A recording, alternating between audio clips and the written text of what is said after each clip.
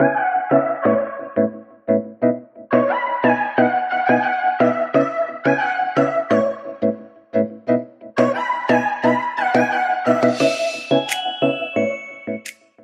everyone, my name is Arielle and welcome back to my channel.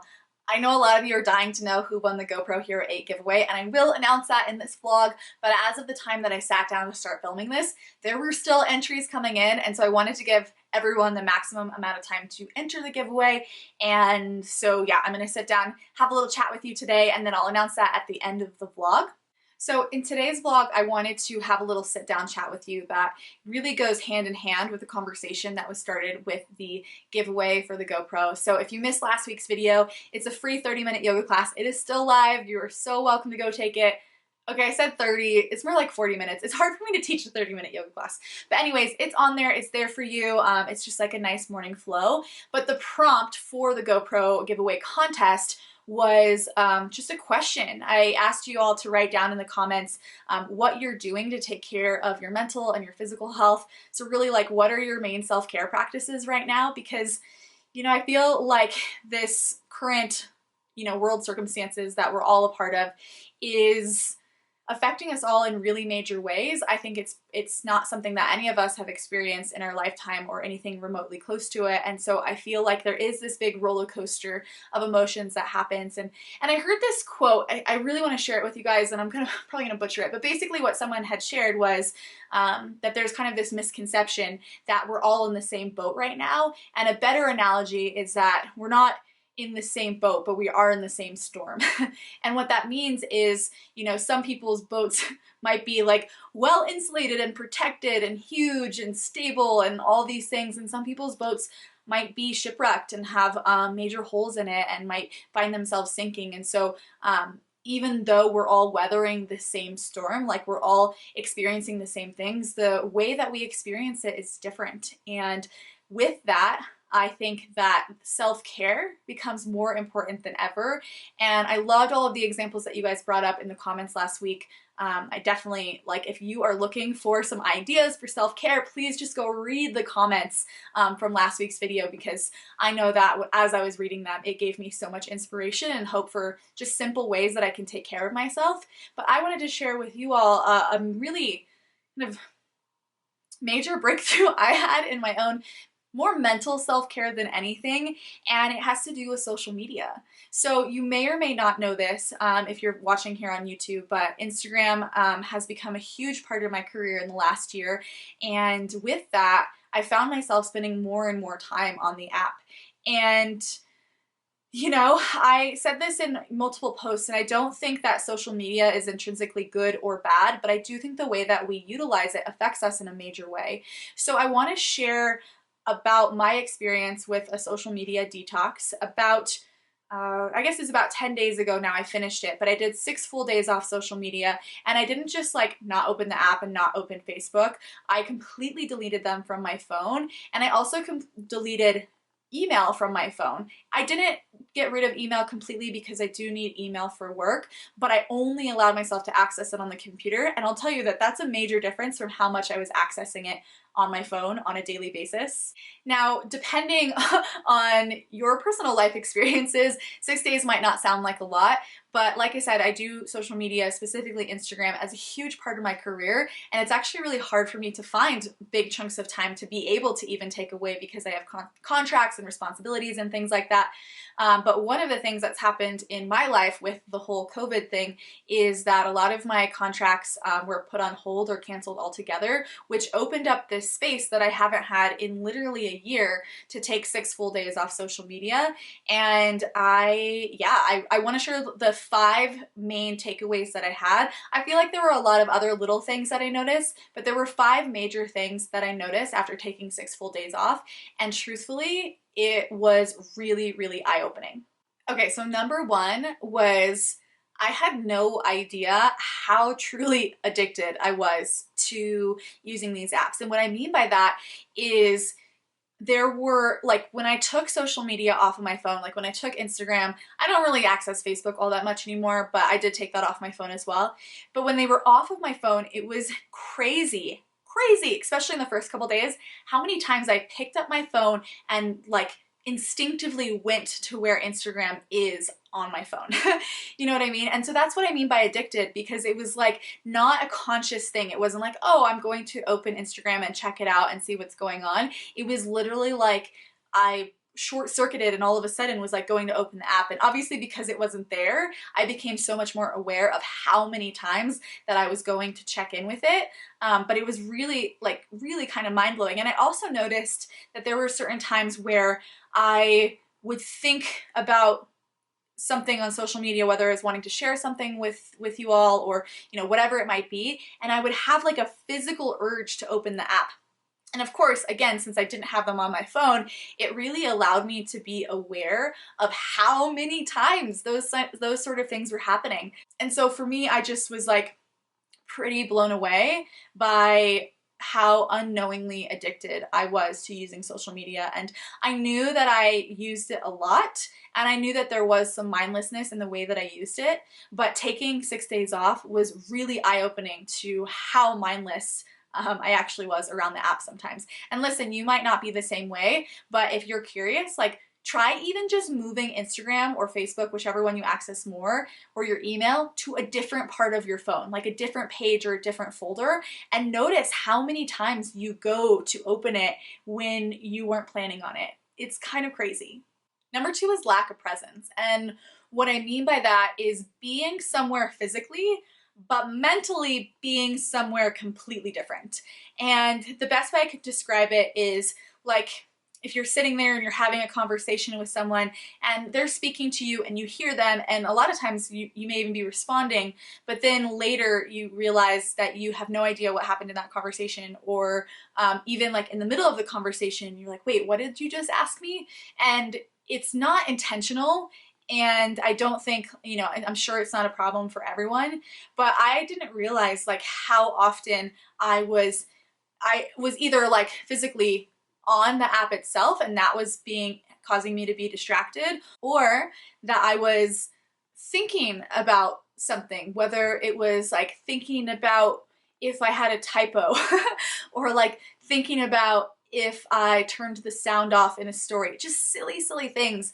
But I would be, you know, churning on them, wondering, and a lot of times that would lead to me going to check because, you know, obviously I'm like, oh gosh, like I can't turn off my head until I go and make sure X, Y, and Z. So the main reason I wanted to bring this one up is I think this one had the biggest impact on me when I deleted it, or, you know, not having social media, acknowledging this particular aspect made the biggest impact in my life. And I feel like moving forward with how I want to use social media responsibly, I'm responsibly using social media for me, is realizing the impact that had on my personal relationships. You know, specifically with my fiance, realizing, you know, how often I wasn't present with him and the impact that actually had on the way that we communicated with one another. And, you know, I think that it's so normal for human beings to, like, no matter who you are, no matter your relationship, no matter how great you are together, you have moments, you know, arguments, disagreements, those sort of things.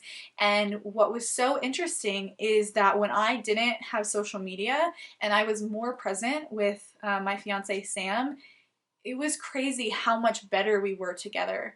You know, like how much more I was able to see him and how amazing he is. And I feel really grateful that this time, you know, in quarantine and isolation, that I did take these 6 days off, because, you know, we both have very different work schedules, or we have for years, and it was actually like such a blessing to be able to have 6 days to be truly present with him. And I feel like it's so weird to say, and maybe some of you will think it's stupid, but I feel like those 6 days brought us closer together than ever before, and I'm just so grateful for them. And so that's why I say, like, in going back to using social media again, that's the biggest one that I want to work on and work with, is having some real boundaries around when I'm on it, I can be on it, but when I'm not on it, to really truly be present with who and what's in front of me, because it really made a huge impact. Okay, number 3 is my ability to actually concentrate on something. So I don't know about you guys, but I see this all the time, and I know I've been super guilty of it.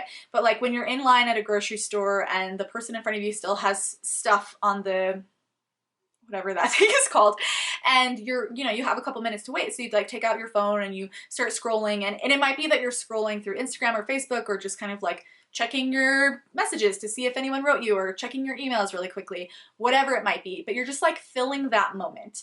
And I've noticed in myself that I started doing that whenever I had a down moment. So like, oh, I was at home and I'm waiting for the water to boil for the pasta I'm cooking, or whatever it might be, I would just like take out my phone, and it wasn't always social media, although taking time off social media made me realize just how much I use my phone in general. I found that like when I was not on social media, I would just leave my phone in other rooms for most of the day and not even think about it. Well, after a couple days. The first couple days, I was definitely thinking about it. But the filling of those moments all the time with social media, I feel like it's gotten to a point where my brain is always kind of like thinking about all these different things at once, or kind of jumping from thing to thing to thing.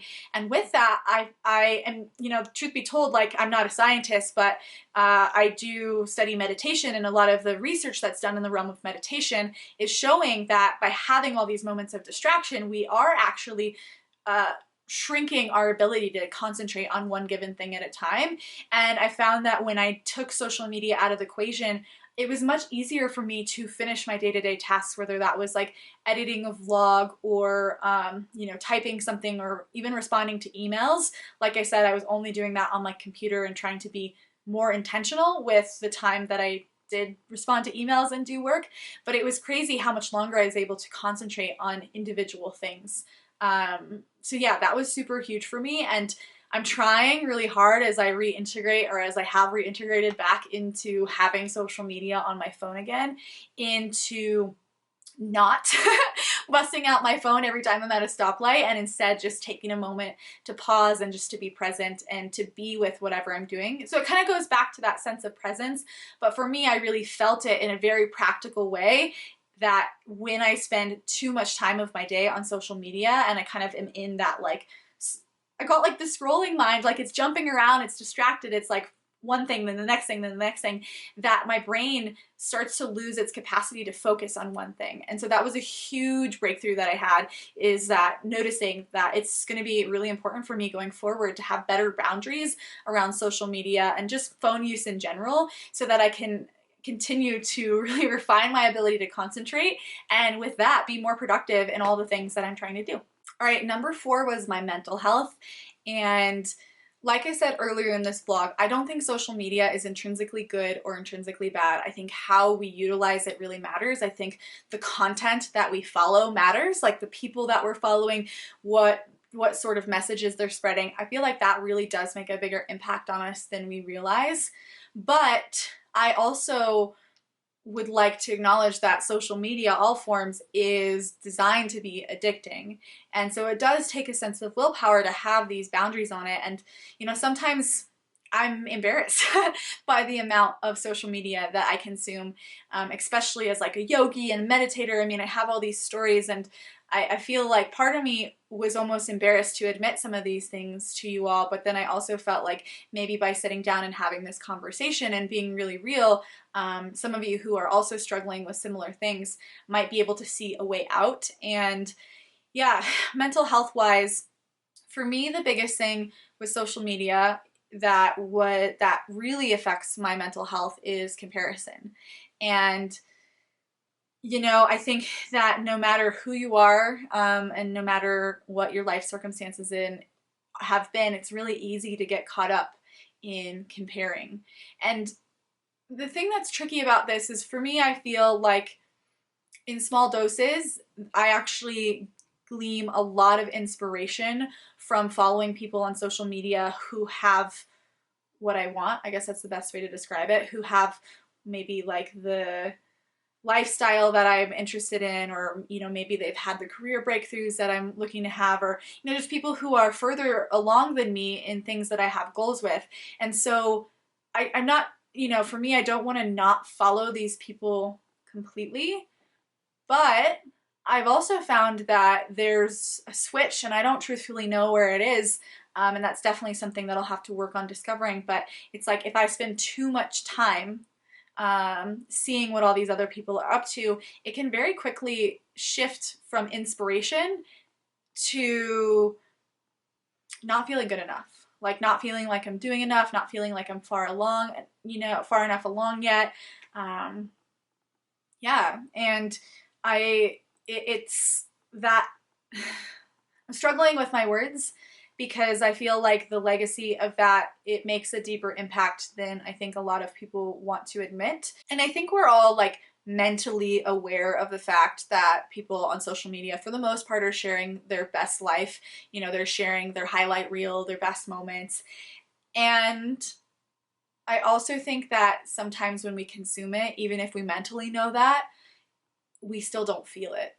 We still see their highlights and we think, oh, their relationship is perfect, or they've got the dream van, they've got the X, Y, and Z, the perfect body, the perfect, whatever it might be. We all have different things that we find ourselves really stuck on mentally.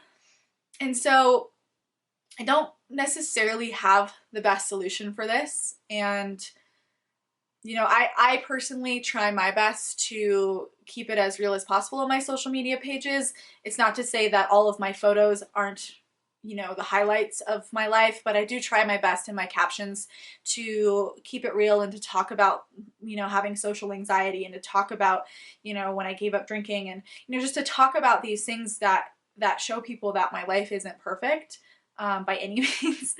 But yeah, I feel like it's a really tricky line. And for me, I know that I'm working really, really hard on acknowledging the people who really, truly inspire me, and the people who when I follow them, I tune into, or I drop into that feeling of not good enough. And so I think the biggest thing for me is just really continuing to commit to spending less time actually scrolling and spending more time in just creating on my end, and doing the things that inspire me and allowing that to be enough.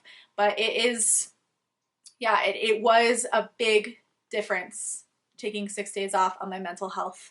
I felt lighter. I felt freer and happier. Yeah, and truth be told, there was a part of me that wasn't ready to get back on social media because of all of that. Like, I wanted more time to be in that space where I didn't have all of that weighing on me. But at the same time, there's a big part of me that was excited to get back on, because as crazy as it sounds, like, there's some really good things that come to me from social media. I mean, some of my best friends in the world right now I never would have met without social media. So I don't have like a firm answer on what I think the right thing to do is with that particular topic, like the mental health aspect. I think it's going to vary from person to person, but I know that for me, the biggest thing is just being really discerning with who I follow and with the amount of time I spend consuming content on there. Because a little bit for me is inspiration, and a lot tends to have the opposite effect. Number 5.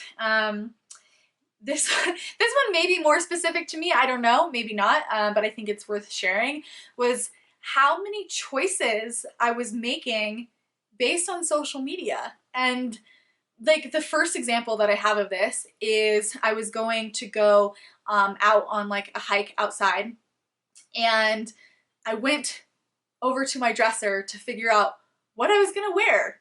And then I realized it really didn't matter because I wasn't going to be sharing it on social media. And it's not that I dress up for social media. If you follow me, most of the time I'm wearing like braids and a hat, and I don't wear makeup most of the time. Don't have anything against it. If you love makeup, great, you do you. It's just not really my thing. And so it's not like I'm like dressing up or trying to be someone else, but I definitely will like put on something brighter or more colorful so it will stand out. And so it's so funny how when I didn't have it, like there was just a lot of choices that like moments where I would like think about things, and then because I wasn't going to then share it on social media, it didn't matter, like if I'm going on a hike with a beautiful view, which right now it's hard because it's still winter, but say I was going to do that, like having a brighter colored outfit on will help me stand out in the photo. Whereas if I'm not going to take a photo, then it doesn't matter. Just put on whatever's comfortable or whatever is like the most practical. So that was a very interesting revelation. And you know, I've heard from many of my friends that they will sometimes like make choices about what they're going to do with their day based on social media. And sometimes it is conscious, like, oh, I want to like do this because I'll get a cool photo to share with people. But other times, sometimes it's unconscious, you know, like feeling like you should or shouldn't do certain things because you want to share that on your page. And again, that might be more specific to me because social media is, especially specifically Instagram, has become such a big part of my career, and it's kind of my job now to share my life on, you know, on social media and to continue to have those touch points of connection and continue to create content, if you will. And so yeah, it was really interesting to see how often I was making choices based on social media. And I definitely feel like I freed myself of that a little bit. I feel like more and more I'm caring less and less what I look like when I sit down and have these conversations. Like right now I'm like still in my sweaty workout gear, my, you know, my braids and stuff. And I don't know, like I know that on the outside that might not mean anything, or you might think like, whatever, you look fine. But it's just like, I feel like a year ago or 2 years ago, I would have put on full makeup, you know, I was rocking the eyelash extensions. I would, you know what I mean? Like I would have just I cared so much about it being perfect or being a certain way that, yeah, it like really affected the way that I showed up. So I don't know if that's a good or a bad thing, but I definitely feel more and more like I'm just being myself completely, like I'm not editing myself to, you know, as I show up here on these things. So I don't know, kind of got lost in a ramble there, but that was also a big realization, was how many times I was making choices based on social media. All right, so those were my 5 biggest takeaways from my 6-day social media detox. And truth be told, as I've gotten back into social media, some of those habits came back pretty quickly, and I've had to have a lot of self-awareness to not just completely fall back into the same habits and same patterns. And I continue every day to try really hard to remember these things that I learned from that experience and try to use them as inspiration to make different choices. Because I do think that for me, having better boundaries around social media is going to be a huge part of my self-care regimen, not just for the time that we're in quarantine, but especially during that time because we have a lot of downtime, but going forward with the rest of my life, because it does affect my relationships, it does affect my mental health, it does affect, you know, my concentration and my ability to, you know, work and be productive and all of these things. So I feel like it was a really good experience, and I definitely I don't ever see myself completely getting rid of social media because I have found a lot of really great connections and things through it. But with that being said, I'd love to continue to build better boundaries, and I think I will do more social media detoxes in the future. Man, if I could do a whole month one day, that would be pretty cool. Probably when I do the PCT, which, as most of you guys know, is not happening this year. I decided to make the official call to postpone it until next year. So yeah, that could probably be a whole video for another day. It was definitely a hard decision, but I think it was the right decision. And I am excited for a ton of different adventures, hopefully more locally in my state, and some announcements about some van stuff going on. There's things percolating, there's things happening. So super excited. Thank you all for being here. And if I'd love to hear from all of you if you've ever done a social media detox and how that was for you. And if you haven't, if there's any of the stuff that resonated with you, like shoot it down in the comments and let me know, because I'd love to just open that conversation and see how we can help each other all be better and grow so that we can have like happier, healthier, more fun, abundant lives, all those things. So as promised, I will announce the GoPro Hero giveaway right now. All right, so I wanted to keep things super fair, so I'm putting it in a website that randomly picks. There were 236 of you who entered. Moment of truth.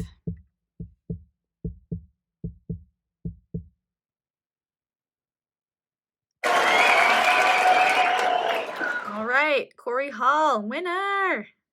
Just want to say thank you all for tuning into my little chat today. I'm just so excited to start this conversation with all of you.